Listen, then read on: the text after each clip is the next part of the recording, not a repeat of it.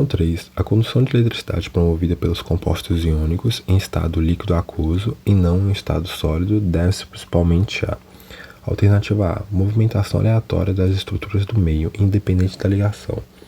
Esse independente da ligação é um dos erros, né? A gente sabe que para conduzir corrente elétrica no meio, precisa de ter íons, né? E os íons que estão no meio, eles são consequências de ligações iônicas que foram quebradas. Então aqui a gente já pode marcar que está errada a alternativa, mas vamos continuar. Independente da ligação que as mesmas estão realizando.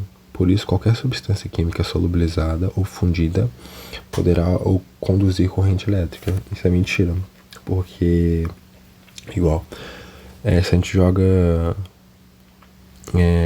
uma substância metálica em determinado meio, ela não vai conduzir corrente elétrica porque não vai formar íons, certo? Essa questão a gente já viu que ela está errada. Alternativa B. A ligação metálica existente entre os íons, o que permite a presença de campo eletrostático positivo e negativo. Isso justifica a movimentação de atração destes, permitindo a condutividade elétrica, o que em sólidos não é permitido. A ligação metálica, quando a gente coloca, né, em algum meio líquido, elas estão em estado líquido em algum meio, elas não vão liberar íons, né? Não vai haver íons no meio para que possa ser conduzida a corrente elétrica, né? Alternativa C. Então, essa a B está errada. Alternativa C. Quebra das ligações iônicas. É isso aqui mesmo que a gente está focando, né? Quebra das ligações iônicas. E isso vai formar íons que ajudam a conduzir a corrente elétrica, certo? Quebra das ligações iônicas formadas principalmente por um cátion metálico e um ânion metálico. Cátion metálico. A gente sabe que também que as ligações iônicas elas são formadas por um metal e um ametal. Um cátion é aquele que doa o elétron e que é o metal. Por isso que está falando cátion metálico e um ânion metálico. Na verdade, eu acabei de perceber que tem um erro aqui. Na verdade é um ânion ametálico, né?